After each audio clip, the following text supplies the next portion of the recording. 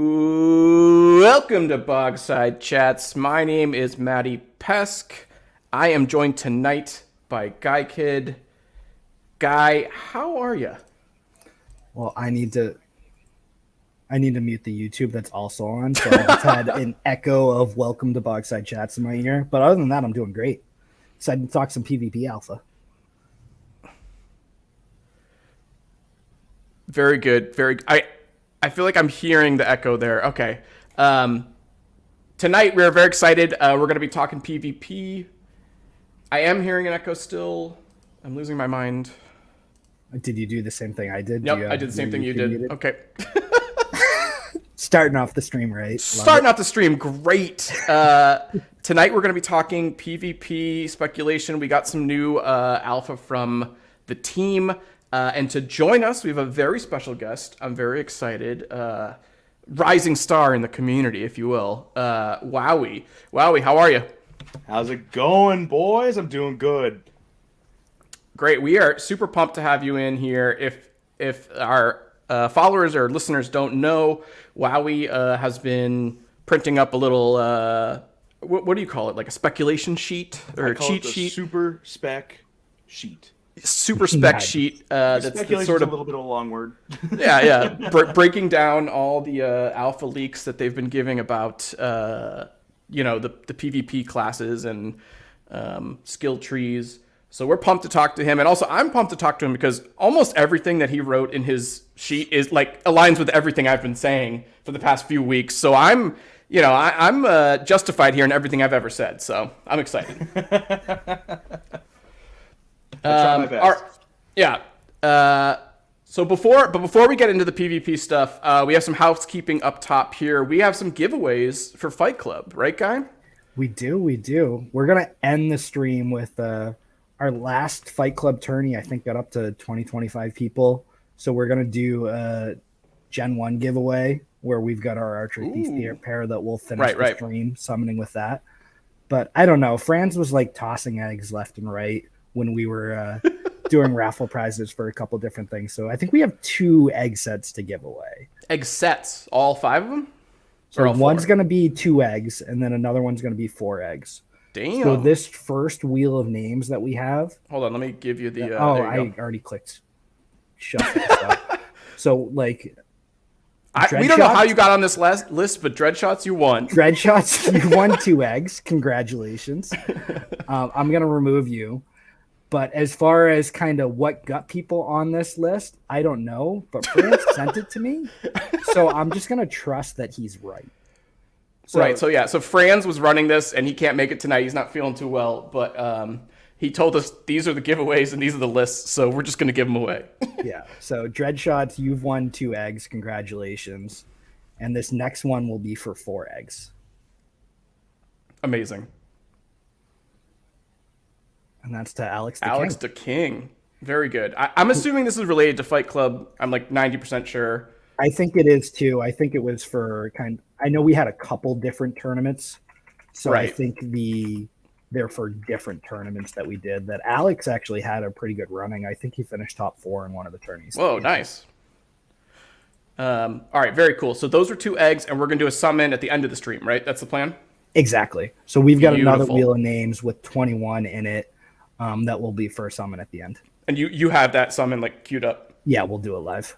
All right, awesome. That's very exciting. Okay, so let's get into the PvP stuff that we want to talk about. To start off, Wowee, why don't you give us like a very brief, and we don't need to belabor this, a very brief explanation of like, how did you get into gaming? What was your gaming background, and how did you end up with, getting into DFK? Oh, yeah. Let's see. I've been a gamer since, I think a little bit after I could walk. Yeah, makes sense. Yeah. I fell in love with the Pokemon games when I was really, really little. Same. I fell in love with card games, Yu-Gi-Oh, Pokemon, Magic the Gathering was probably my first strategic thing. Mm-hmm. But I mean, from then on, it was turn-based everything, right? I'm playing Final Fantasy. We got World of Warcraft in the mix with all that theory crafting. I've been playing since the OG vanilla, baby. Nice. That's right. Wow.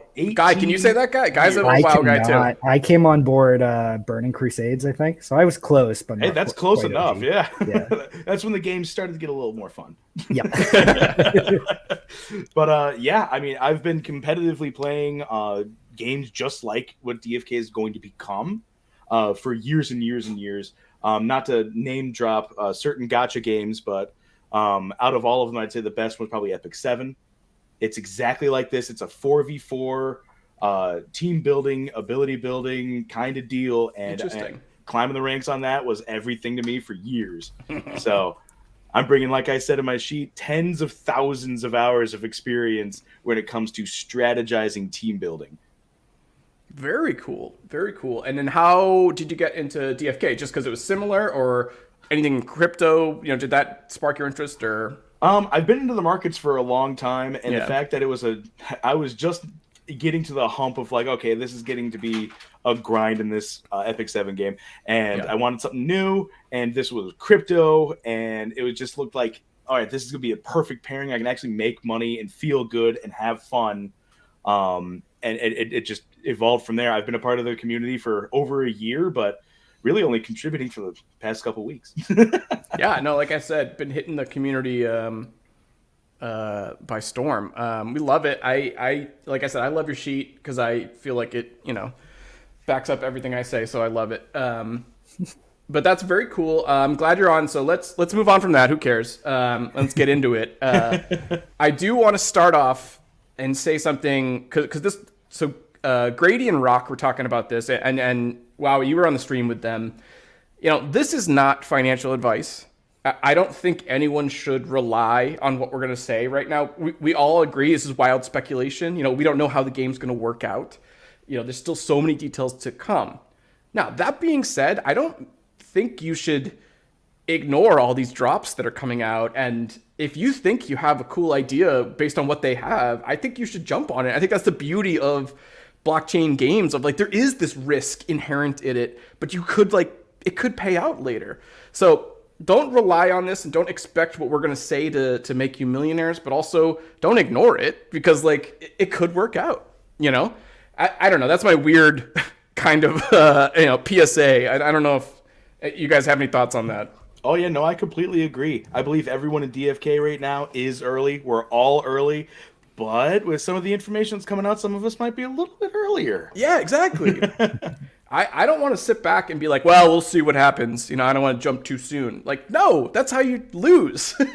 You know, I don't know. That's just my little rant. I'm like there. in the realm of like, I don't know what's good. I don't know what's bad. I'm in like the more and more I learn, it's just I feel like nothing's going to be bad. There's going to be good and there's going to be better. Yeah, that's what we've been seeing. All right, so a couple weeks back, I think now prior to Christmas, they did the initial Berserker one on the Chaos Cast, right? That was like a while ago, right? Yeah, that was like in November. Okay, then more recently they did the Archer, and then yesterday they dropped the Knight. And they basically did the skill trees.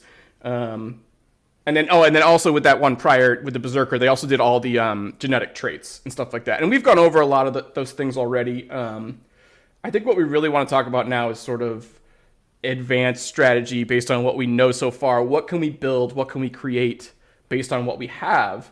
And I'm doing a weird segue, but one thing we were trying to say was that evasion was very good. And we didn't talk about this as much, but I know, Wowee, you've been touting evasion as possibly like an awesome move.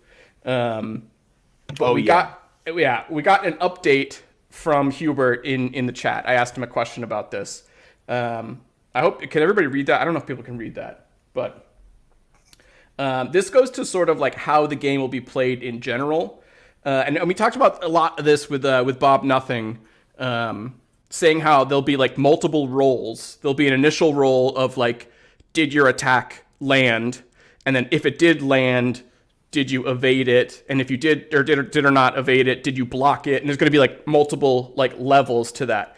So Hubert confirmed that there are going to be multiple rolls. But the one thing he said was that the evasion roll is going to be versus your hero's accuracy, which in my mind dramatically hurts evasion as a general skill for any hero. What are your guys' thoughts on that? Hurts or helps? It hurts because now you're versus accuracy, whereas prior we thought it was just if you have 60% evasion, it's 60% and that's the end of it. Now there's it's accuracy versus evasion.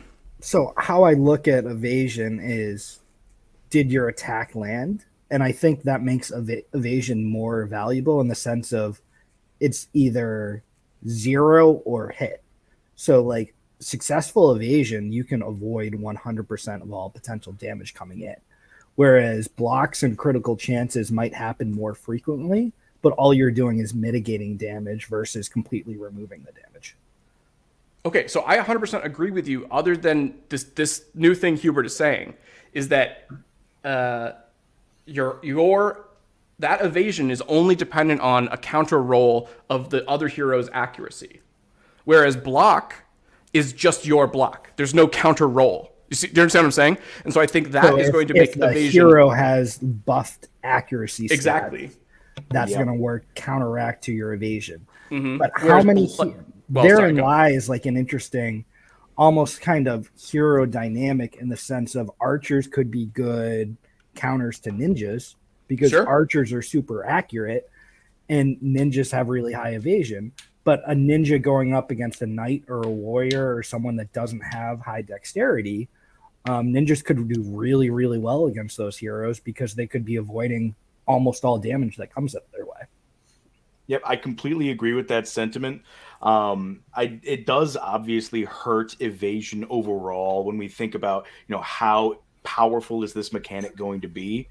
But legitimately, I think it just raises the bar for strategic counterplay, right? It brings more value to the game as a whole by devaluing just the dominating power that evasion was most likely going to have without this accuracy check. Plus, it makes me think that accuracy heroes, like you're saying with the archer or like probably the spell bow, or sorry, that was my dog. He's mad that the food ran out. But where was I? So higher accuracy heroes are going to see more counterplay towards evasion units, right?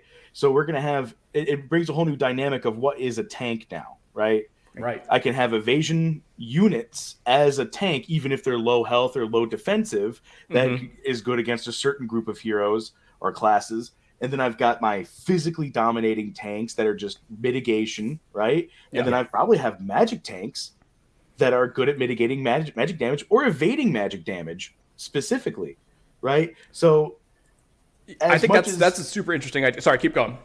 Oh, yeah. So I'll finish it up really quick.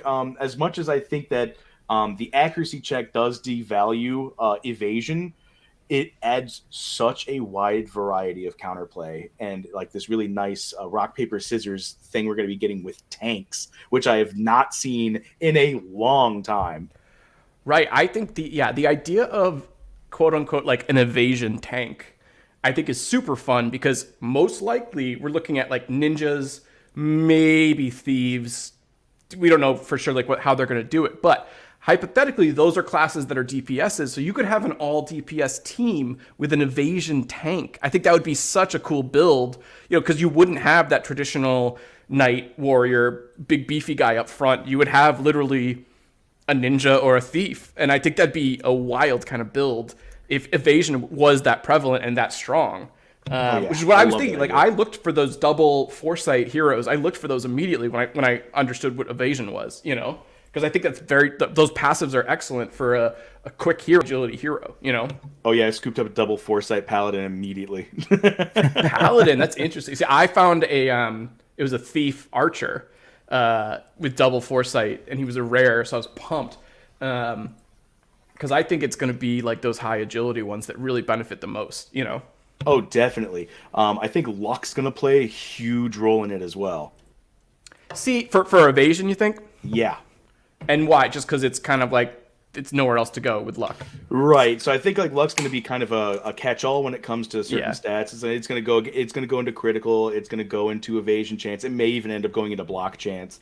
You know, it'll play a small role in probably everything. Anything that says chance, literally. Right. Like, yeah, that's interesting. I don't know. I mean, I'm very curious on that because like everyone keeps. I feel like I've seen that repeated in the community of like, don't sleep on luck. Like luck could really, you know, be so. And I'm like, yeah, sure, it could, but also at the same time, like, especially like those knight builds that are like just big beefy guys, like that's gonna you know, I think that's over. Like if it's a long battle, that's gonna be better in the long run versus somebody who every once in a while gets one of these lucky shots, you know. 100% consistency is king.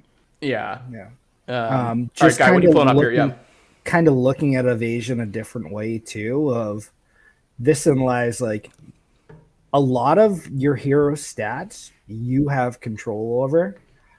So I don't know if you remember this little tool that Right. Mets has built way back. Right. I remember this. back Yeah. when. But it shows how much control you have over your stats based on where you give the guaranteed bonus and the Gaia's Blesses bonus as you level up your hero. So if based on kind of what we're hearing about evasion, if you want to have a knight build that's focused on agility, you can have that, and by far your top stat will be agility if you use that guaranteed agility every single time. So if you truly want to go all in on that like evasion tank style, you could really do that with any class at the end of the day. That's interesting. As soon as we know which stat actually applies to evasion.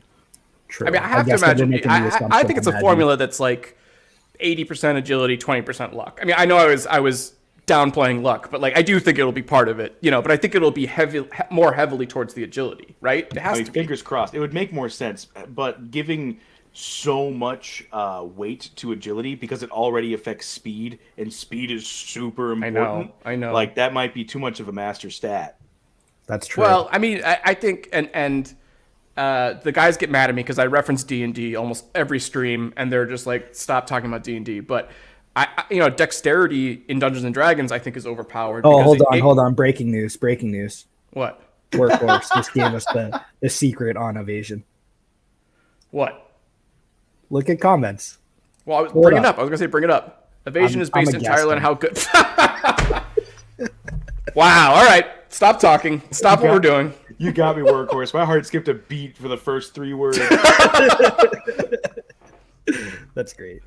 Honestly, they could do this for like, he could do stuff like that for like 3 weeks, and we all would be like, what does it mean? Like, Buy out the gardener floor quick. Sorry, that's to completely very cut you funny, off, but that was necessary. no, that was good. Now I forgot I thought I was gonna say like a really cool point, and now I forget. You were in the middle of a good point, but I couldn't stop. All right. So yeah, I do want to get like really into the night, but also I want to talk about a few other kind of like bigger picture things. One thing that I asked them in the thread, and I don't think they've answered, and Workhorse, if you're listening, I'd love an answer too, of, you know, we saw it in the night, and we've seen it a couple different places, of there's a distinction between ranged and melee, and then there's a separate distinction between magic and physical damage. And now also too, I want to sort of talk about this. So Archer and Knight were released by the team, and they gave us these categories. You can see up on the screen of damage type and mana was the other category that was new. So the Berserker though is kind of like a special release, and we didn't get those for the Berserker. But I think Berserker is probably all physical. I doubt he has any magic moves. But I guess my question is to the team and to you guys, what do you think? You know, when it says reduce damage with no distinction, you know, is that magic and physical? Or is there maybe just kind of like that'll be sorted out later, you know?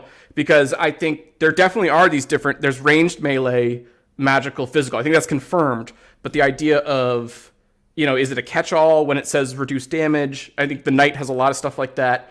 You know, Wowee, I know you've looked at this stuff, so like, what are your thoughts on this? On like the damage types, the damage types in general. Yeah. The damage types in general, I think they, they've become more specific over time, right? So, I mean, things like Hardened Shield, right? It does say reduce physical damage, or Iron Skin, same deal. But I mean, sometimes you get into these ones where it's like, which one was it for the Knight? It was like ironclad defense, I think. Yeah, So it was like a mid-ranged one guy. Yeah, so for the For Honor one you got right there, it says reduce ranged physical damage. And then the Ironclad defense is reduced ranged damage. Right. Which, I mean, immediately I thought, well, that doesn't say physical. Right, exactly. It does in the damage type column. Yeah. But you would have specified that otherwise. But of course, I'm taking this with a grain of salt. I mean, it's so easy to have an accidental oversight like that. Yeah. We're not like holding that as gospel for sure. No, and I think too, in the Knight, especially martial class tank, makes sense that it's physical damage. Right. You know, I feel like more like Paladin might be the more magical defense guy. Fingers crossed. But like, I feel like, I mean, and I'll just say this to Workhorse and to everybody, like, you know, we're overanalyzing every word. Like, you know, we're going to be looking at this stuff, like, because I think that was very interesting, because I think so the Knight especially has a bunch of moves that are like reduced damage, and it specifically says either ranged, physical, or whatnot. I think that makes a huge difference on how we rate these guys, if it incorporates magic damage or not, you know? It might be a really good idea to add that into the tooltips as well. Something like a color coding, you know, for physical or for magical or in general. Right. Yeah, because I mean, something that says reduce all damage, I think is going to be so much more powerful, obviously, than, you know, reduce specifically ranged physical, or, you know what I mean? Like, obviously, the catch-all is going to be better, you know?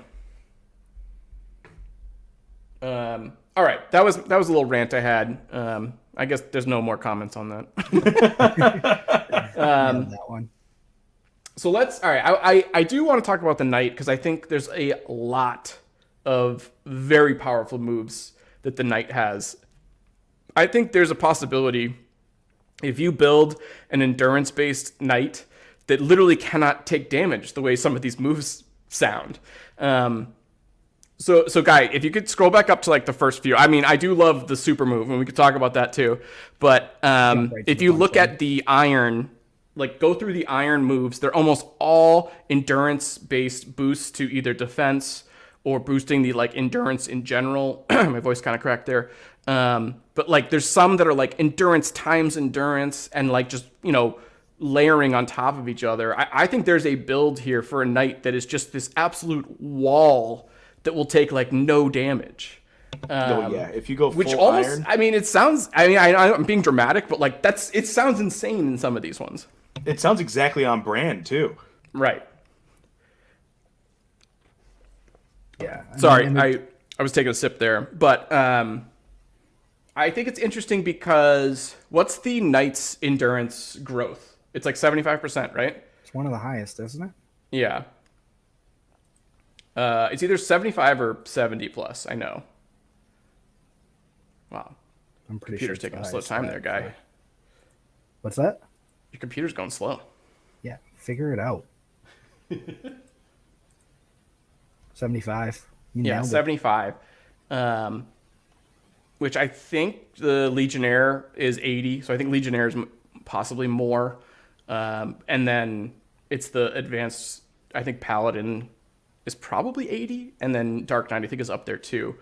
So I think there's a very distinct possibility of an endurance build hero with either a Knight main class or even a Knight subclass, I think, because you could kind of pick and choose some of these where the endurance just gets multiplied by multiple skills that boost it, and it could become like a huge kind of just wall of a hero. Oh, big time. You go in with 30 endurance, you're going to have an effective stat of like 500.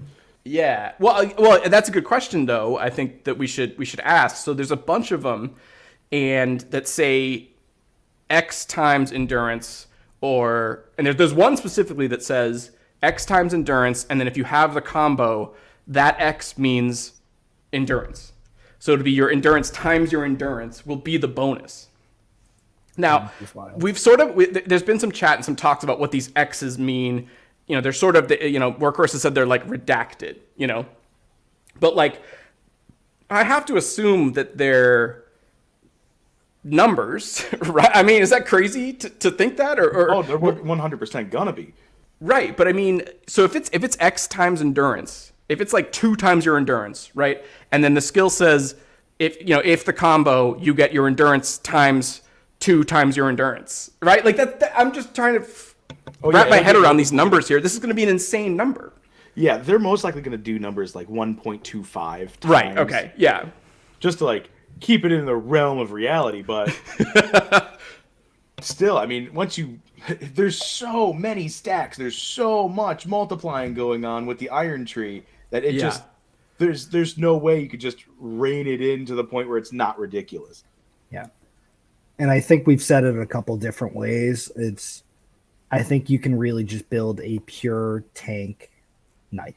Like the knight will be the truest of the true tanks, where if all you're doing with these abilities is negating damage, good luck trying to swing your sword. Yeah. But you can take a lot of damage on your side. Yeah, it's very interesting. I think I'm most excited about the Iron Tree because I love this idea kind of creating an absolute wall that like you cannot hit. But the Iron Tree doesn't have a lot of the cool stuff that Knight has. The Knight has a lot of stuff of like if you attack the other heroes, the damage goes to him. And then also I think the OP level 10 move, which is the status effect one. That one's not an iron one, right? Guy, if you go down to the level 10 ones, like the way bottom. It should be honor, I think. Or is it yeah, I think it's not the Iron Tree. God, did you freeze, Guy? Are you there? He looks pretty still. He looks completely still. I think he's frozen. But like it almost feels like he's trolling, and it's working really well. No, he's definitely frozen. Okay. Anyways, there's a 10 level skill that's anytime someone gets hit with a status effect in your group, that the knight then gets. Well, I guess this is important because, well, it's up for kind of debate of if someone else gets hit by a status, and then all right, now we lost him completely there. Meaning stun, daze, poison, there's a million different status effects. It'll immediately go to the knight instead of that hero. I think it's incredibly powerful and will make the knight just the biggest problem for like any opponent. Like you'll have to kill the knight first no matter what if you're trying to do anything. I mean, how do you feel about that move specifically and in general the knight being a problem for an opponent? I would absolutely give complete credence to that turn of phrase. A knight is going to be a complete problem. Yeah, for your opponent. Well, how did you put it yesterday? It is like trademarked in the. It's going to be in the way. I mean, especially if it has the endurance build, and it also has this. I mean, you would have to be a knight because we're talking about too many skills to be the subclass. But if it had the endurance build and then it had this status effect move, which is a level 10 one. So again, we're talking about somebody kind of farther down the road. But it would force you to have to attack this guy, and he's just going to constantly be a problem. Yeah, it's going to be fantastic. It's called a Live to Serve under the Valor Tree. It redirects all status effects targeting allies to this hero, which is absolutely insane. Let's see, what's the remark I put on there? Enemy team trying to lock down your backline with stuns and interrupts? Not anymore. Enemy team trying to blind your P2 with your P2 high damage unit so they can't do their job? Not anymore. Yeah. Enemy team trying to win a war of attrition through poison, bleed, and burn effects? Not anymore. It is insane the amount of usage and amount of problem that this one ability becomes for your opponent to deal with. Right. I 100% agree, and I think I do want to comment, and one of our community members, Bob, has been complaining about it, which I think you'll accept this complaint of you can't be giving out SSSs because it devalues the S's in the beginning. Like there's no point. Anyways, that's a minor. I can go really quick over how I grade, right? So more SSSs doesn't really devalue the others because they're all based individually on themselves as a ability and how often it is most useful. Right? So this ability, this level 10 ability, this earns its SSS because it is most useful all the time on everyone. Say priest come out, right? This is a super spec moment. Say priest comes out and their secondary ability, right? So their main ability is healing, support, whatever. But what if their main ability is like, oh, I just have super resistance to status effects and I've got a knight subclass. Jeez. Right? I mean, that's what I'm saying. Now it's just like, okay, now try to apply a status effect. No, it's not going to happen. I agree. I think this one is honestly. I don't know if Workhorse is still listening. I think this one's going to get nerfed.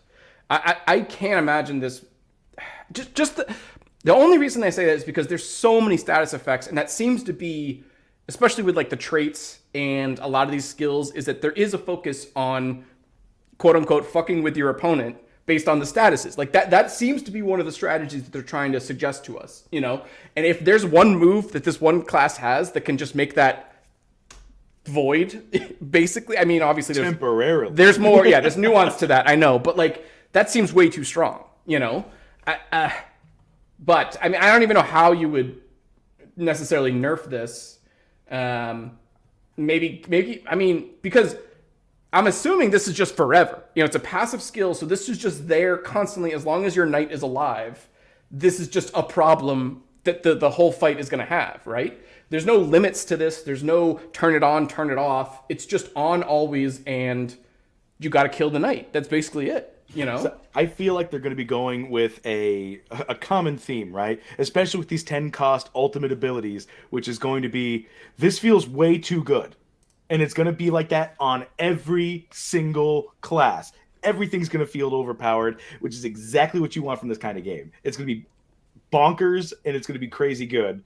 And, I mean, the only thing I can say with Live to Serve as like a little bonus tidbit, bring a cleanse. I know. Cleanse? I mean, when they first did the traits, I thought cleanse was going to be great. Even before we had definitions of what they were, I thought it was like, great. It seems great. It seems awesome. And then they defined it, and they've been talking about this. Cleanse just seems like I want everybody to have cleanse on my team. It's going to be staple. I mean, I want at least 3 cleanses, if not more. I would love a double cleanse, somebody, in my back line. That's going to be ideal. And again, this is what I'm going back to, that point of that, like, status effects seem to be a big part of this, So that's why I'm saying I think this is crazy overpowered. Oh, yeah. I'm loving it. I mean, and Workhorse gave a little comment here I appreciate. He says, perhaps it might be OP, but it'll be a great way for your knight to die. I find that fun. 100%. That's fun. And I do want to say that too, especially because Workhorse is listening and everybody listening. Like, I might complain and be annoying, but like, I fucking love all of this. I'm so into it. Like even if I complain about a move, I'm still super into this 100%, Right. All right. So that's Live to Serve. Let's just get into it because I want to talk about it. Before we pivot off of Live to Serve. Yeah. Is there anything in the Berserker tree that makes you like, whatchamacallit, like immune to death of like yes. for a turn or something like that? So I'm curious if something like that would stack. Yeah, man too angry to die is what I call it. Which was Living right? Rage. Living Rage down at the bottom in the 10 Living cost. Rage. Activate this hero's or when this activate to reduce this hero's HP to X, but this hero cannot die for X rounds and deals X percentage additional damage to enemies. Oh, damn. So that pairing with like a Live to Serve of like kind of your knights on their last leg. Not only are they going to kind of point all status effects towards them, but then in addition to that, they can't die for a certain number of rounds. See that is awesome, and I do love that idea. However, you only have 15 subclass. So you're suggesting a Berserker Knight and or a Knight Berserker who has both these abilities, right? Correct. See, that's tough because these are both like top level 10 the super ones, right? But all you're trying to get out of your subclass is 1 or 2 moves. That's it. Right, That's but the we don't. I whole mean, you point might of the need to. subclass. You might need to put skill points in the first few to get to the level 10, and then you might be out by the time you know what I mean. I don't know. That's all speculation, but like I'm just nervous to be saying, using multiple level 10s in your subclass build. I don't know if you should be depending on that. Right. It's going to be fantastic. Like, this is where the strategy's coming in with hero building, because you can go for a 10 cost and a 5 cost, or you can go for a 10 cost and a 2 and a 3 cost, or I can go for a 1, 2, 3 and a 4 and a 5 cost, and maybe a 10 plus as well. Right. Well, see, that's what I like. So I like the knight subclass, and also I do want to talk about archer subclass, because that's something. Actually, Franz wanted to talk about that a lot, so I'll kind of fill in for him. But knight subclass, I think on somebody who has endurance, there's so many endurance boosts in the knight that could be such a huge boost to some like tanky, like legionnaire, paladin, somebody who's like already kind of beefy. Knight subclass is going to make that class so much better, and all with like really like cheap skills. They're not that expensive. They're the 1s, the 2s, and the 3s. So I think knight subclass is very interesting. I mean, yeah, a good pair with that, I think, is going to be the priest. Because if you look at a priest, they've got like a 60% endurance growth. That's interesting. Yeah, and you might be able to make a physically like dominating, unkillable priest. Well, obviously, like, cleric in D&D traditionally has good constitution, and typically it has heavy armor. Well, maybe not heavy, but like wears armor at least. And oh yeah, so that makes sense. I do kind of like that idea of, and that's not new to any. I'm sure World of Warcraft had priests with heavy armor and stuff like that. Like no. The healer who can like defend himself. Yeah, that was, I guess, essentially the paladin. But I would absolutely love a storm cleric priest workhorse. Get on that. I want storm cleric priest. Oh my god, give me high damage, high defense cloth wearer priest. That would be wild. So I mean, I think in a lot of games there's the idea of the shadow priest, or like the damage dealing priest that is kind of a trope in a lot of games. I hope there's a build where the priest is a damage dealer, not necessarily healer, because that'd be very. And I think we've seen that there's multiple tracks, you could take. So I think that hopefully will be part of it. Well, and you made the interesting comment too of like a priest wearing like heavier gear, and the key word there is gear.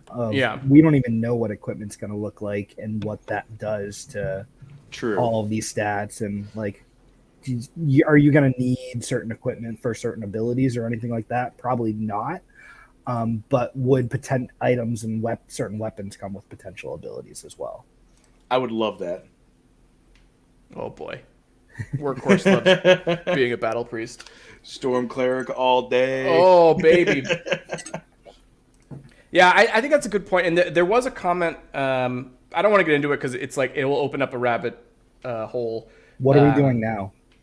Exactly. No, Hubert made a comment about equipment and how, like this was going off of our question about evasion and accuracy. There might be a bow for like an archer that it increases your accuracy but has like less damage, and there might be another bow that's obviously the opposite, more damage, less accuracy, and that's kind of a choice you have to make. But I also just love the implications of that. That's something that we can craft. Right. And that there'll be a whole market and economy based on what the meta of the game is. Oh yeah, gear. So exciting, be, like insane, I think. Like, so I mean, obviously, I think that's down the road because I think they're going to release the PvP without equipment first, and then they'll kind of keep building on it, which I'm excited about. But the potential for this and the layers on it, I'm so excited. It's just I'm so pumped up for this whole entire thing. A complete 5-layer burrito of a game. I know. It's insane. And then also the whole idea of crypto being behind the whole thing too makes it just because I mean, do you think for the PvP it's going to be like player A versus player B, winner gets 10 jewel? Like, is that going to how I mean, I don't know for sure, but like, is there going to be a straight up like you get a reward of crypto if you win the fight, I would assume that there's got to be some sort of reward other than XP. Right, yeah, which is just wild to me of like, hypothetically, you could just sit there and grind and make a salary, quote unquote. Like, I Play mean, to that's earn. wild. I mean, I don't know. Obviously, hopefully there's going to be more layers to it than that. But, And that becomes like the world dynamics aspect of it, of like, Right, what yeah. are you fighting for at the end of the day? I mean, you got land tournaments kind of circling out there of like, you could be fighting for land. Maybe we have coliseums and across the map that you could go and fight in the coliseum, and that's truly how you like ooh, pay that'd be cool. for Yeah. a match or something like that. But Right. then there's like the whole PvE aspect of it too, of just kind of moving around the map. Yeah, and I think, well, obviously we'll see what they do, but I think the PvE could be much more related to like the guild stuff that we've been talking about. Remind me to talk trash about the guilds later. All right, so that's night. I mean, we didn't do a full coverage of it, but you get the point. We're very excited about it. I think. Oh, that was one thing I did want to talk about. Repost. Or how do you pronounce it? Repost, right? I think riposte. I think it's Riposte? interchangeable. Yeah, okay. It's French. You go. Yeah, it's- yeah. You'll never pronounce it right. That's all Yeah. I've learned from French.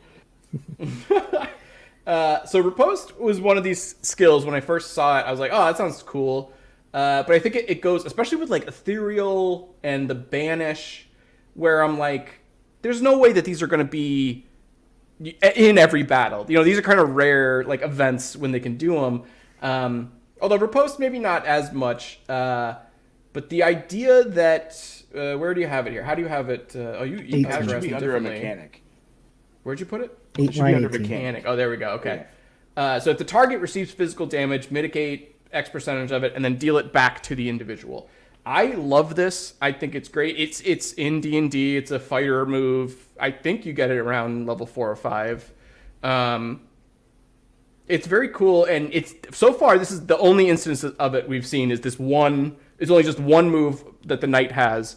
But I think it's great. I think it's amazing, especially for somebody. If you have, again, I go back to it. If you have that endurance build, then like they don't care about damage. Like they'll just shoot it back at you. So I really think riposte is amazing, and I hope we see it more.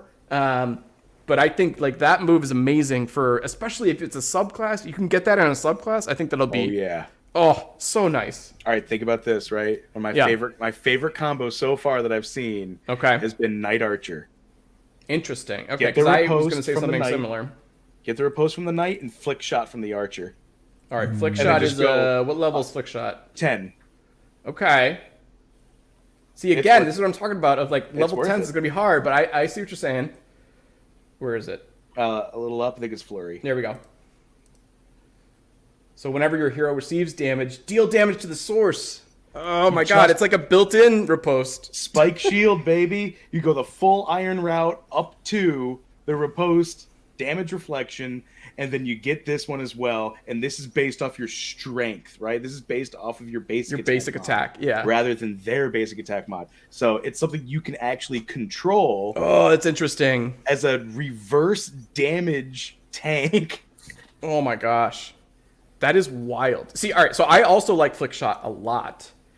My ideal build was flick shot and the berserker move that's every attack you do increase your basic attack, because now the archer would become just like in every time it would just get bigger and bigger as you build it up. And then also there's another archer move that's like shoot out 1,000,000 arrows, and it was like an archer with that berserker subclass with that skill would just make the archer so insane. There's so much. I love it. Across three man, classes. that's interesting. I really like the across 3 riposte classes. though. Say it again. Just 3 classes so far. And I know. Look I at know. all the things we're able to theorycraft so far. So also going on that too, we've only seen basic classes. I mean, we don't know what the advanced classes or better look like right now. And based on what we've seen, all right, so I guess I want to segue to this, so sort of big picture stuff. I'm moving all around. I wrote up an agenda, and I'm already all over the place, so sorry. There is no We're agenda. excited. It's Throw it out okay. the window. Yeah. So we've seen now 3 of these, and I think we sort of get the basic idea that there's going to be these 3 paths that you can choose. and there's going to be some intermingling, you know, how you build those and stuff like that. But for the most part, they're related to kind of the traditional kind of, you know, RPG paths that like any of these classes would take.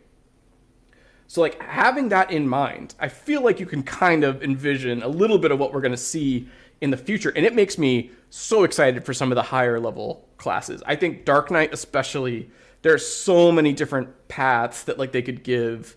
Like there could be one that's like a healer, legitimately. Like a Dark Knight healer like is a possibility. And there's so many options. And so I'm very excited, especially because my best hero is a Dark Knight that I just like love. I'm so excited for whatever that like absolute move is for the Dark Knight. But like, what are you guys thinking about kind of like big picture stuff like this with how they've been presenting these? I mean, do you have any ideas on that? Wowee, you can go. I have too many ideas. I have extreme, unfettered ideas. My brain's going all over the place. Right, yeah. The combinations you can make, right? Mm-hmm. And I truly believe that their original sentiment that they've been saying since the very beginning, ever since I joined up with the DFK crew and started listening in on the AMAs over a year ago, they have been trying to push the rhetoric of there will be no such thing as a bad hero. Right. Period. Yes. End of story. That is their entire goal, is to make sure that no one feels like they're absolutely getting raffle stomped while they're just trying to have fun playing this game.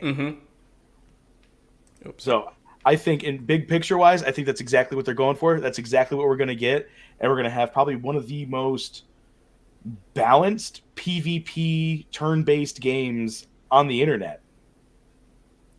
Well, that sounds pretty I think awesome. that's a wild sentence, and I like it. It's a hot take that I like. Well, I mean, I agree with it. I don't. Yeah. Because Guy, any thoughts? What are you thinking? Well, so my big thing too is like there's going to be a ton of balancing that needs to happen. I'm excited to break stuff.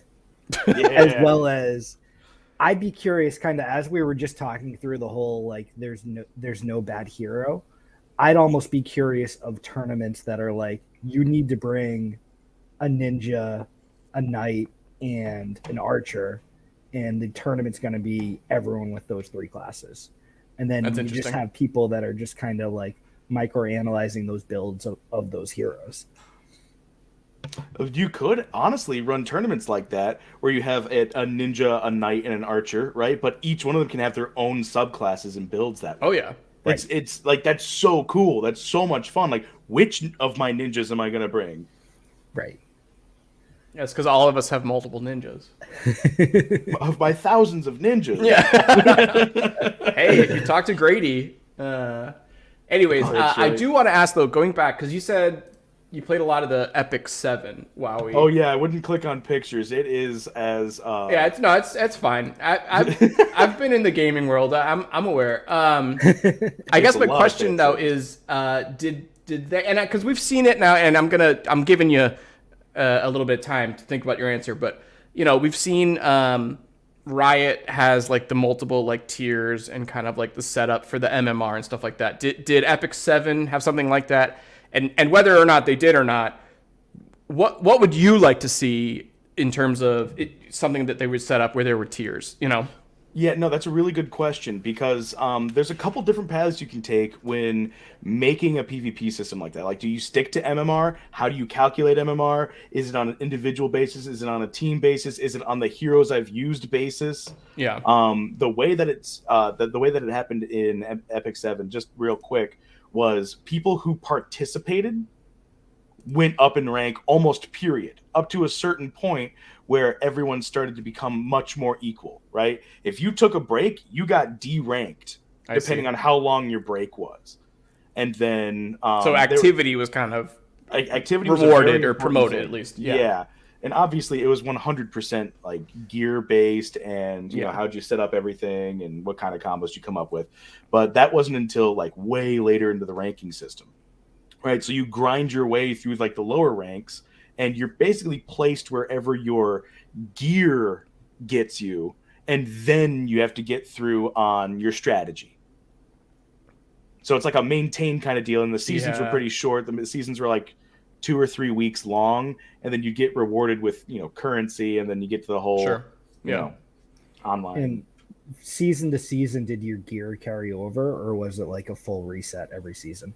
The only thing that would reset was a like standardization of rank, right? So if you made like there's like 5 tiers through each like main ranking, and if you made it into that ranking, you would just get knocked down to the bottom rank of that tier. Yeah, yeah. And then everyone would place themselves again, and if you got promoted to the next one, that's where you started next week. Yeah. Got it.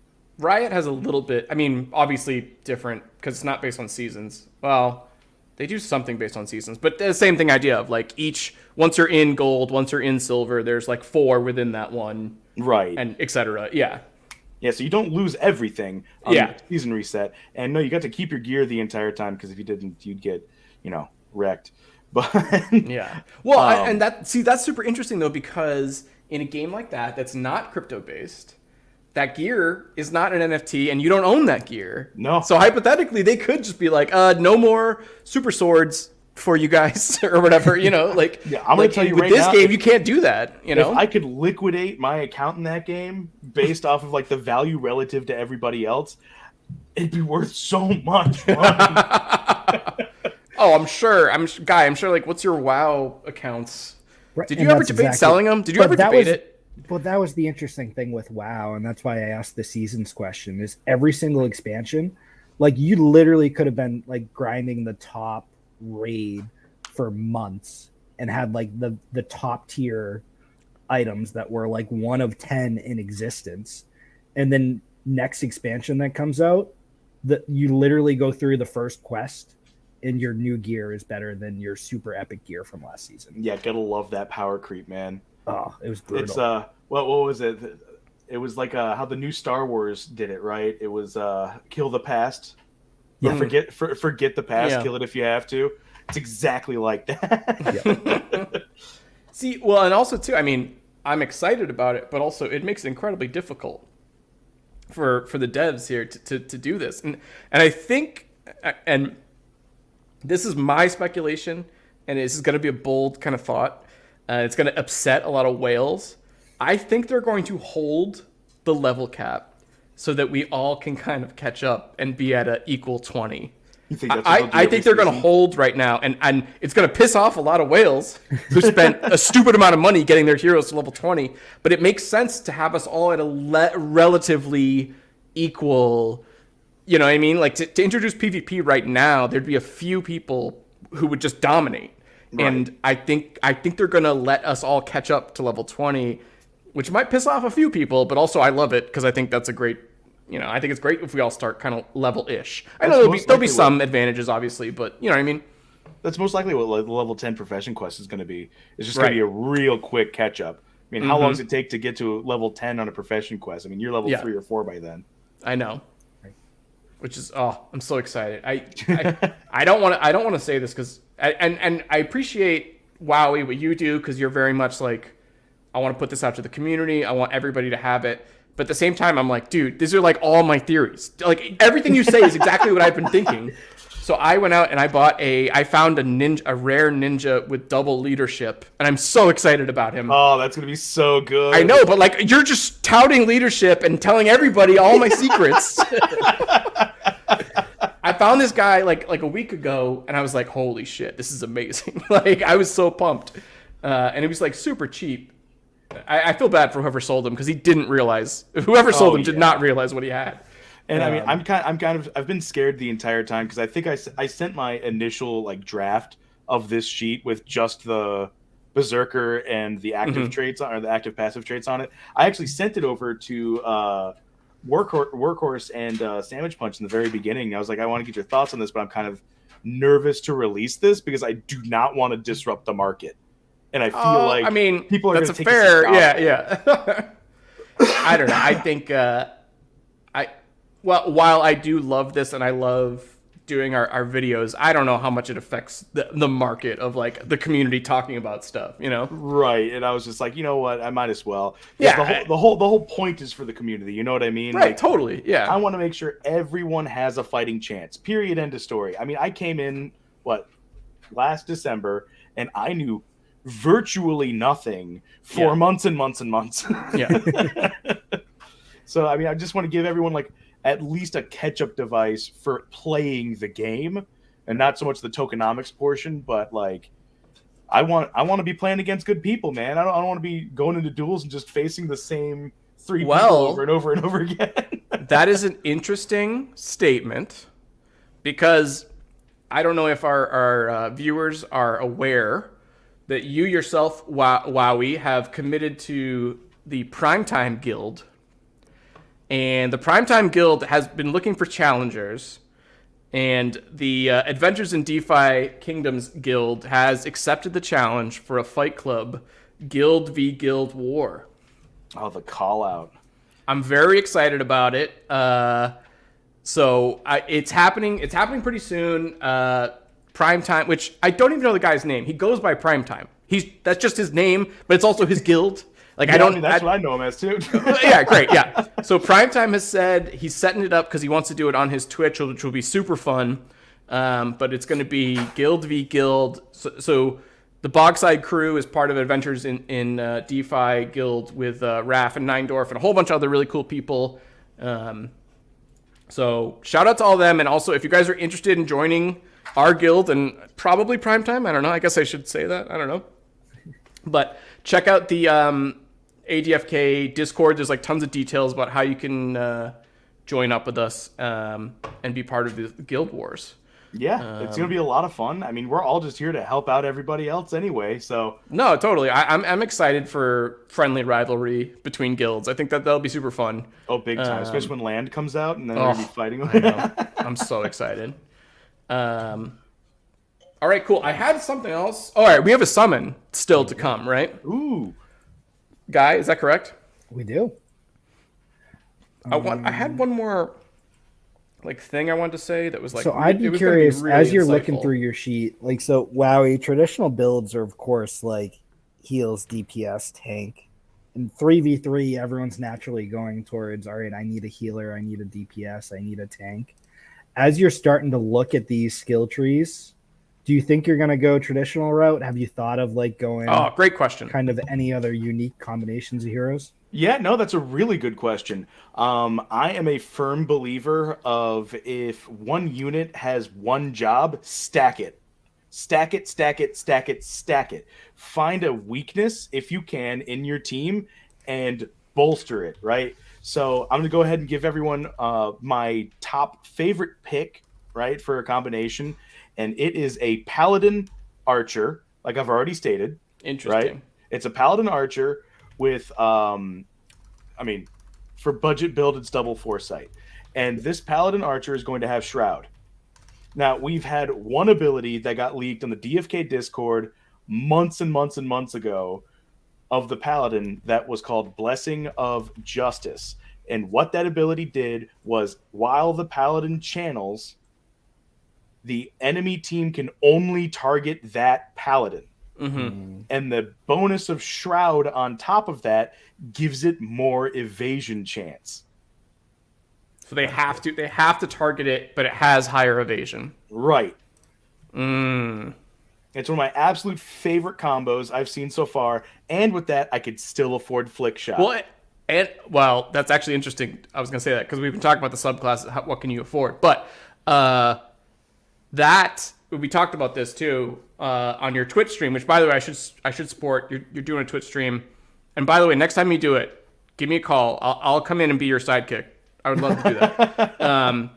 But the knight has a bunch of moves that are like half taunt. They're not like full taunt. Mm-hmm. The paladin seems to be the one that has that one of like everything has to be targeted at him no matter what. Whereas the knight has like physical damage has to be at him, but it like magical damage might bypass that. Yeah, please. So I feel like the paladin has that true taunt ability. So yeah, it's gonna be super interesting because it makes me very curious to see what the warrior's gonna do. Yeah. Because like the knight goes right into the paladin, right, and it's got the taunt ability, but better than a knight does. So, what am I going to be getting out of the warrior? What does the paladin get out of the warrior? Right. It's definitely very interesting. Stoked. Yeah. I am curious on magical defense and just in general those 4 categories that we talked about of melee, ranged, magical, physical. I especially seeing the archer. The archers looks like it's pure physical damage with everything that it does, which is fine. Yeah. I mean, it's that makes sense. But like, I am curious on classes that might be in between and have capabilities to do some physical and some magical damage. You know, I think ninja might be along those lines. I think dark spellbow maybe. You know, like there's going to be some interesting builds that you could possibly do. You know. Oh yeah, big time. And also too, especially like the knight was a great example of he's a tank for physical damage. Magical damage might be the response. Like if knight becomes the meta, the answer is magical damage. You know, because he can't really stop magical damage as far as we see from his skill tree. You know, right? Unless a paladin is anti-magic or a dark knight is anti-magic. Yeah, and you've got a knight dark knight. And you're covering your bases. You're covering your weaknesses just to do that one job even better. I know. I have a well. Again, I shouldn't keep saying my heroes, but I have a rare knight with a dark knight sub that I'm very excited about. Based on the knight build that we've seen. Bullish. If on Dark Knight can give just a little bit of magic boost to him, then I'd be so excited. I'm looking at it now. I've got so many knights. I cannot wait. I'm gonna have a full team of just. We didn't. I mean, we talked about it a little bit, but the knight super move is wild. It's just a big slap to the entire opponent. I know we're supposed to be wrapping up. We usually go for an hour, but like, let's keep going. I'm good. I drank some coffee. There you go. Dude, I feel so bad. I feel like Grady, well, whatever. Nah, man, I'm here to talk shop. I could do it all day long. I can go all night too.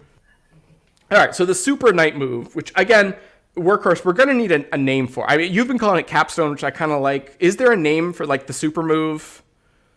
I don't think there is officially. I just call it the ultimate, the pure the class ultimate. I like the ultimate. I like the ultimate too. We need a name for it eventually, but this one is insane. So it flips the front 2, stuns the last guy, deals damage, and then does percentage damage AoE to everybody else.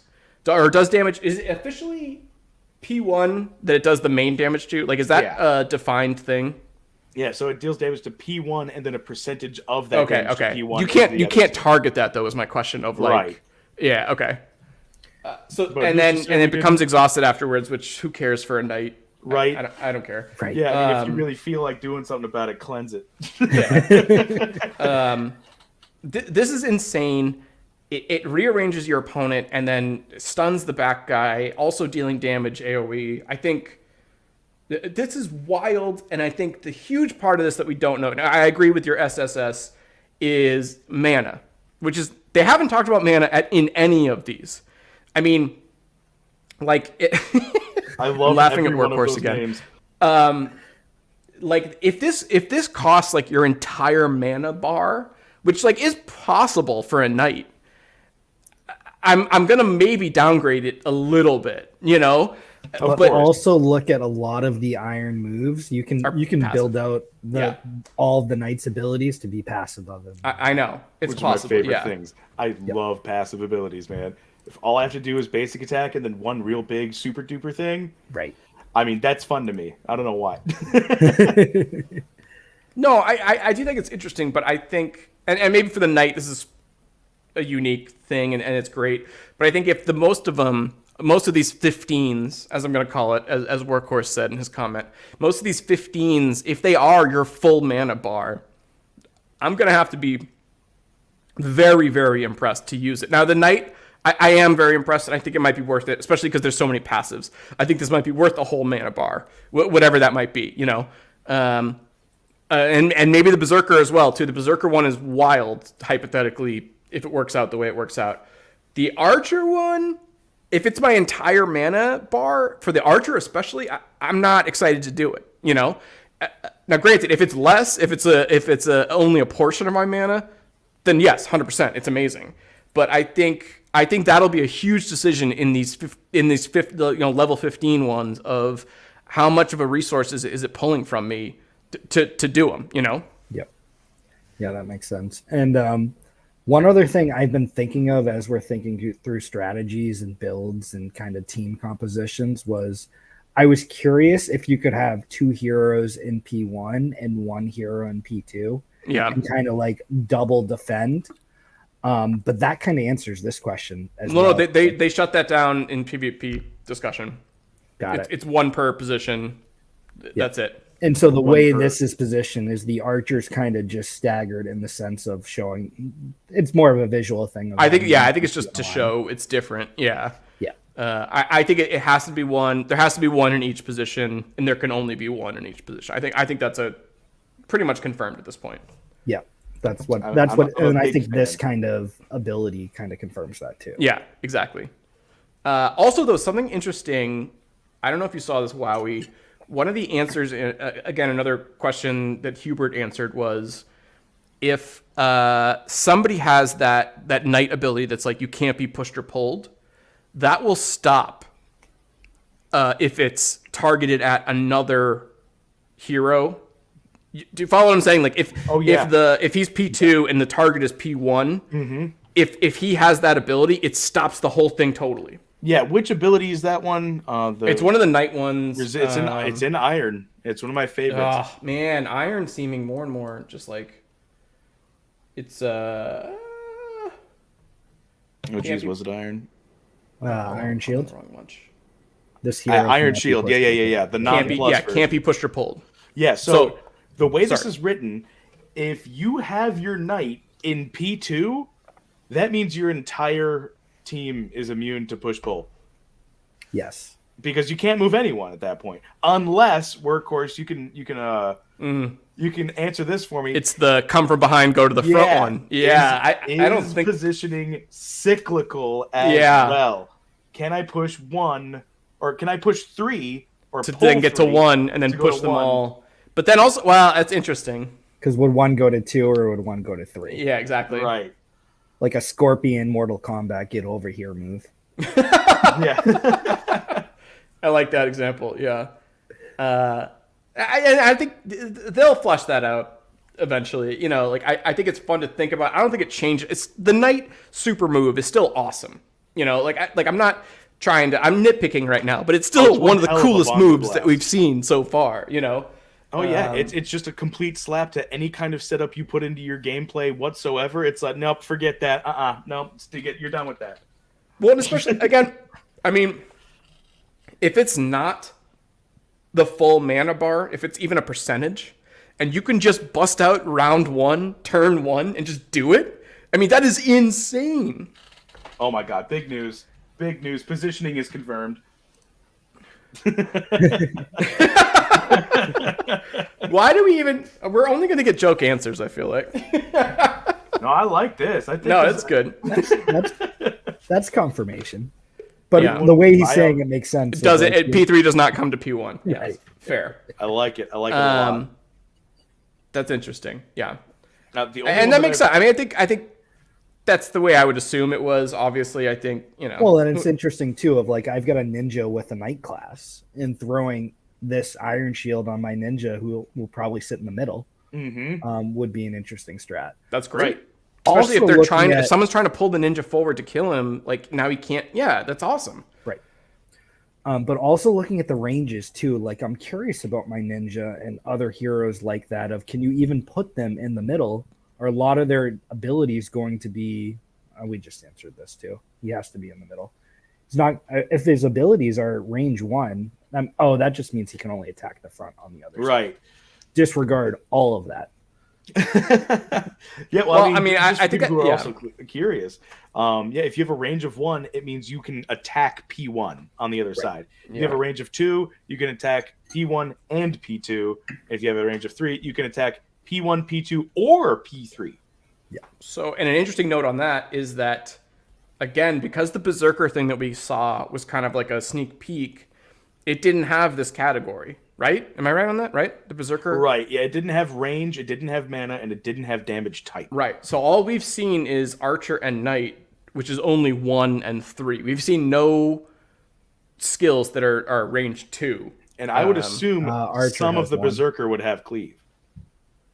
No. Archer had only 3s. They had no 2s, did they? Oh, there's one Detonating too. arrow. Oh, Yeah. what is it? That one attacks the middle target purposely. Oh, specific. Oh, all right. My bad. Whatever. It's like an aim shot. Yeah, exactly. Like exploding aim shot. Yeah. I'm curious. Do you think support heroes will be able to target any hero, or will that, if you have a priest in the back line, can they heal your tank? Yes. You mean like P3 to P1? Right. Yeah. I think the wording is going to be a lot like how it is in Cleanse. Remove all negative status effects from target. Yeah. So I don't think it's going to be limiting whatsoever. Well, I mean, I think And I'd agree that with could that. be an interesting decision. That could be a priest path, I think, of like one is kind of like melee heal versus like group heal. Like that, I could see that as being 2 different paths for the priest. But That could be that's- interesting. Do you mean melee heal, group heal, or I mean, like yeah, you have to or be in within lines one of, like- to heal, or you do group heals. Like, and at least in D&D, you're better. The individual heal heals more hit points, whereas the group heal, it touches everybody, but it heals a fraction of what the individual one does. It Which I think undoes that that could be a TPK. priest. I don't know. Say it again, Wowee. What'd you say? That group heal undoes that TPK. Yeah. Well, I mean, hypothetically. Yeah, hypothetically. If you can run quick. Dimensional Yeah. door, maybe. Yeah, I mean, priest is going to be one of the very interesting classes, and I would assume, I mean, they've told us there's going to be multiple classes that can heal. I'm thinking sage is going to have a track that's going to be some powerful healing. I'd be feel like curious on Summoner that as well. And what? I think Summoner as well. I mean, if you See, take, I'm interested. I'm curious on that because summoner, I think could be potentially like an offensive magic. yeah, I think it could be all 3. I think it's going to be offensive, supportive, utility supportive Yeah. and heal supportive. Because I mean, when you think of Summoner, you think of options, right? Well, and also too, I mean, we don't know. So it's P1, P2, P3. Obviously, I love the idea of a summoner like bringing in, my God. literally summoning something into Could the you battlefield, imagine, which would be very like cool. something like your middle line dies, and it's like, well, while he's dead. Summon something else. Yeah. I don't know if they're gonna do that. I think that'd be cool. But also too would be cool is like this is like a cleric move in D&D of like summon something that like is an auto heal. Like it's a what's that move? almost a support? Yeah. What's that called? Fuck, I forget what the spell's called. It's like you summon this thing, and then if you're within range of it, you automatically heal if you're near Oh, it's it. that Lightwell thing. Yes, Yeah. exactly. Yeah, it's in a lot of different games have it of like summon a thing. If your team is near it, it heals if anybody that's near it. It's so great. I think Summoner could have a one like that, which would be That'd interesting be cool. because it's not even that like the Summoner's not healing; it's the thing they summoned that's healing. Right. Um, It's like a little emergency button too. I like that. Yeah, and also two would be cool is if it had hit points and could be attacked, which I don't. I'm getting too complicated there. I know, but like if the kinda like enemy how team Shaman could Hearthstone destroy it, could kill it so that it can't heal would be interesting.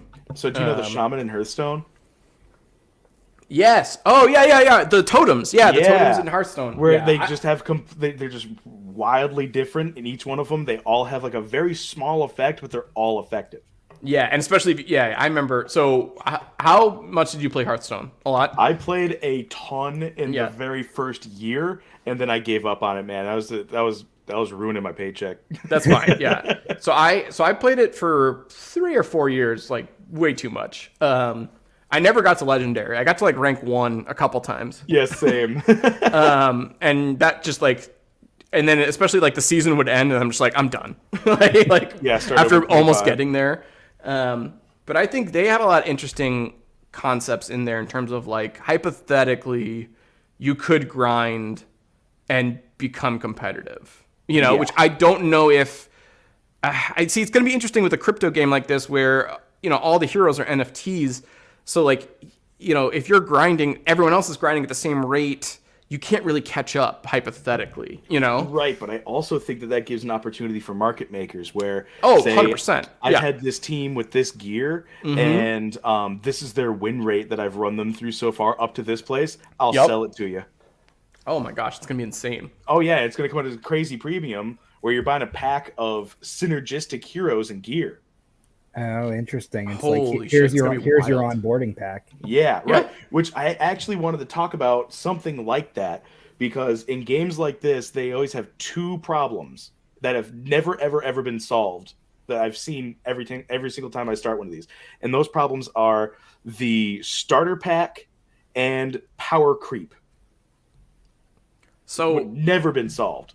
And well, I mean, power creep. I think we're already seeing it right now. 100%. With the guy, I mean, there's like literally it's under 100 that are at 20 right now, and they're going to be insanely stronger. You know, Yeah, I mean, what you're seeing Dread Knights at 20, and you're seeing like 89 strength on those things. it's insane. Yeah, Now, starter pack, I think that's a different story. I think that's harder to kind of show the so well, it's the onboarding, and Right. and how much money do you want to put in, and there's a lot of weirdness to it that it's hard to kind of define. I think. tell me what you think about this idea real quick, because I think Yeah, DFK yeah. is going to face a very non-unique problem that you saw with like Axie Infinity, right? Which Mm-hmm. is the proof of concept for DFK. It worked out really well. People are still playing it right now. Sure. But DFK is going to be better. 100%. But Significantly.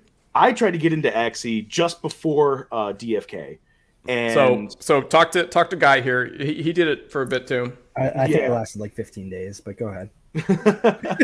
well, so I wanted to break in. I wanted to, play a turn-based strategy deck building game, right? And make money off of it. And I realized that you needed at least 3 of the little Axies to start, and a floor potato cost $300. So in order for me to start playing the game, I had to spend almost $1,000 just to start losing. You know what I mean? Yeah. So I think what DFK could possibly do to get ahead of that is maybe do a like starter pack, like pay $40, $50. You get 3 heroes to start out of these like predetermined little packs, Yeah. and you can't trade them; they're soulbound, No. just like the tickets, right? Well, why can't you? Well, okay. All right, It keep would- going. it Keep would- going. it would- I don't want to. Yeah. Well, Yeah, it would having just them be truly for like be those regular starter potatoes, heroes, I'm right? with Just you. to get you into the play to earn aspect. Like you've paid a little bit in, now work towards your first real good hero. See, Yeah. I kind of like that idea, but I don't want them to be soulbound. I have a big problem with that because it's like the whole point of this is you own these assets. You can do whatever you want with them. If you don't like the game, you could just get up and sell if you want to, And I True. think that kind of pulls away from that concept. But I do really like this idea. And also, to be honest, I like it more as a third-party option, say, like ADFK Guild. We're gonna package some heroes for you. Sign up with us. We'll give you this starter pack, and like we handpick them and give them to people. And yeah, they're not gonna be superstars, but we know that they'll be good for a starter. So Now, the herein problem- lies, like, I mean, you're almost talking about the scholarship program, right? I mean, it's kind of yeah. I mean, DFK hinted at that with the champion thing, and that never really flourished. But And I then think with so, PvP, it's 100% doable too. yeah, and with this concept, do you have the ability to loan out your hero to someone else? Like that's really what you're doing at the end of the day, of like a 30-day contract for you to have my hero. True. I mean, that could be the guild starter packs as well. Pay this many crystal, whatever it's worth, Yeah. for a 30-day hero pack scholarship. You get to keep whatever you keep, and I'll keep it's whatever you like pay. yeah, me. I'll give you this guy. He's good at this profession. This guy might be good at duels. This guy's good at whatever. It's like a variety pack. Well, I think I don't know. You run into some really I think interesting there's problems. a good idea here, but I feel like we need to really flesh it out. Like, Oh, big time. yeah, Like I said, there are problems I see with these games all the time. Onboarding becomes a problem, and then power creep always becomes a problem. So it's like, okay, even though I've onboarded, I'll never in a year and a half's worth of grinding get to the level of where everyone else is. yeah. I think it's very interesting, and I don't necessarily think DFK is going to be able to solve those things. I mean, I think that the big problem will be you'll piss off people one way or the other. Either if you pop open the thing to like level 30 right now, there's going to be a ton of people that play this game that are just never going to see level 30, But then there's True. going to be a handful of people that are very happy who are also the bigger wallets. So like like I get why the devs might do that. And it's like at the end of the day, what supports the ecosystem? The people that are putting Those more guys money with the into big wallets. Yeah, exactly. I mean, but it's very interesting of like if you hold the cap, let all of us catch up, then release PvP. Now you have that power creep problem is quasi solved. Obviously, there's still going to be some problems, but I think it's a little bit better playing field. But you're going to have some pissed off rich guys. Yeah, power creep is going to show. It's going to rear its ugly head, nice and firm, as soon as crafting gets released, and as soon as gear starts getting, oh, this is a good piece of gear, this is a bad piece of gear. I like Sergeant comment here. Crypto and pissing people off go hand in hand.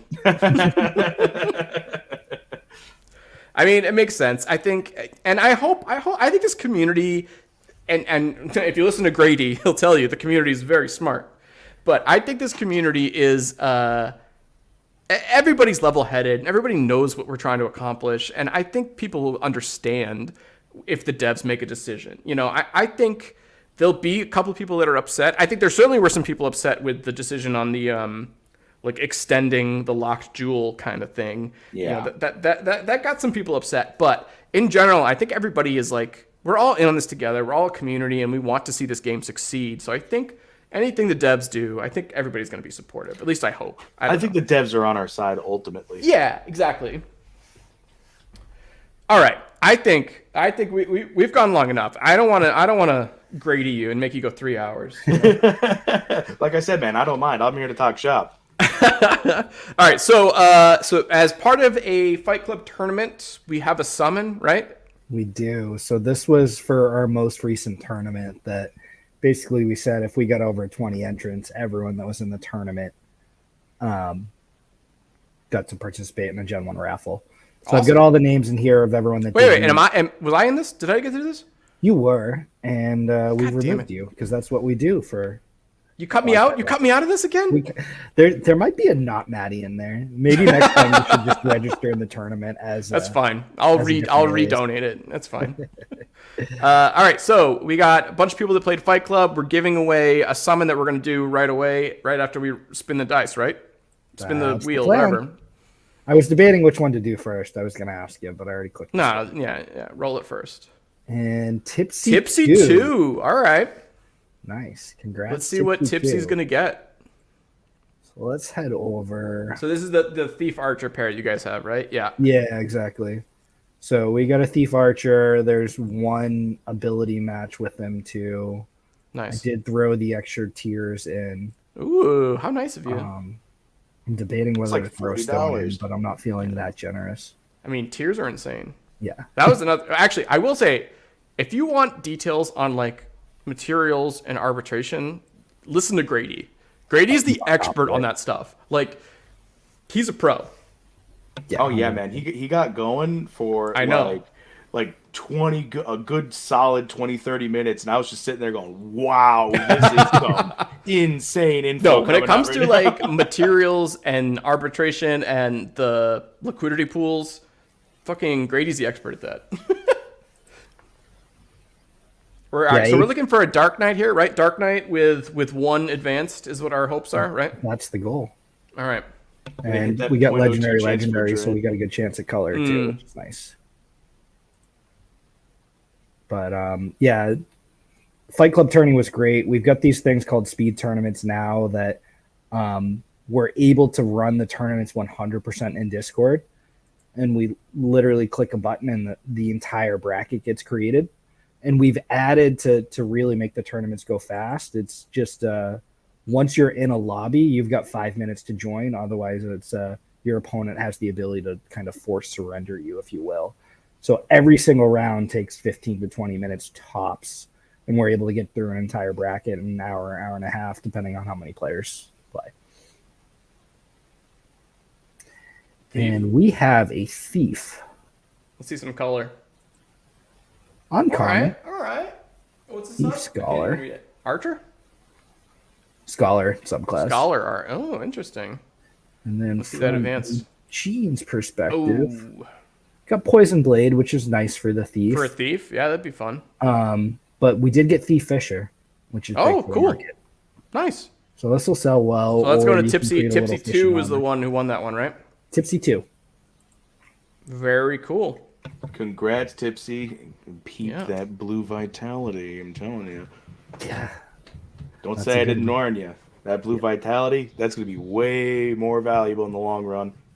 Well, Oh, I didn't even know this was possible with our class. what? He's a thief. Ooh, interesting. So A he's 10 out of actually 10 got- thief? Yeah, 10 out of 10 Oh, shit. thief. That's awesome. Oh, man. I wonder what that double dip ability is going to be.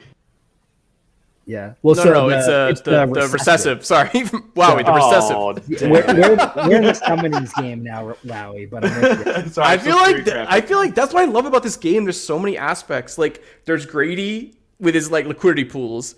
There's like the summoning game of like recessives, and now there's this like PvP aspect. These are all like completely separate aspects of this game. They're all 100% like there's a full game aspect to all of them. Like, I love it so much. Yeah.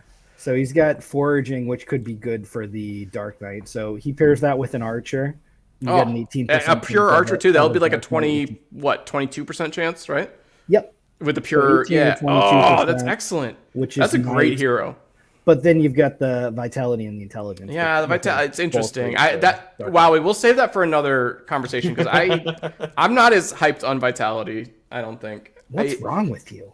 I mean, it's interesting, but I think I'd rather min max whatever hero it is. Oh, you know, I 100% agree with what you're saying, but I'm going to send you something real quick that might change your tune a little bit. A little bit. All right, good. All right, that will be my homework assignment, and then we'll have you back on Wowee, and we'll debate it. All right. Sounds good. And also shout out. All right, so shout out to Primetime again. Name unknown, other than Primetime. The ADFK Guild is ready to challenge Primetime to a Fight Club match. He said he's going to set it up because he wants to do it on his Twitch, which I 100% get. Let's do it. Let's do it live. I'd love to just spank him live. That's great. I'm in. And I will give a shout out. ADFK Guild is currently, we have open enrollment, right? Insurance, right? That's what it is, right? We've opened it up to the public. If you're interested, we have our membership details on the ADFK Discord, which we can get the link out there. But like, we're looking for members. We've kind of set the goals of what we want to accomplish out there. And if you're interested, check it out. Sign up with us. I think we're going to be better than Primetime. I mean, that's just what I'm saying, you know? I don't know, man. Primetime Guild's hungry, man. They are. There's some cool guys there who know what they're talking about. I will say that. But yeah, I think all the guilds that I've heard from, at least at this point, everybody seems active. So, you know, choose wisely is what I'll say. You know. All right. Last final comments. Wowee, we're so excited to have you on. This was a lot of fun. I think obviously there's going to be more PvP stuff coming out. We'd love to have you back on to talk more about it. Yeah, I'd love to derail the agenda anytime. I swear I sent out an agenda and like it got just thrown out the window very quickly. We get so excited about this. I do. I get alpha very stuff, excited. man. I'm very excited. I can't help it. I'm We didn't sorry. even talk about D&D that much, like because I know you mentioned you're a DM as well. Oh yeah, and, I've like, been a dungeon master for 7 years. Yeah, I played like in high school and then had like a long hiatus and then brought it back with some of my friends when I was like 30, which I was very excited to do. But anyways, that's another conversation for another time. I was going to say, are we going to round 2? Yeah. No. Guy, any final comments, thoughts on PvP? Excited for it. Can't wait. I know. I'm very bullish too. My name is Matty Pest. This has been Bogside Chats. We are so glad you guys joined us, and we'll catch you next time. All right. Thanks. See y'all. Have a good one.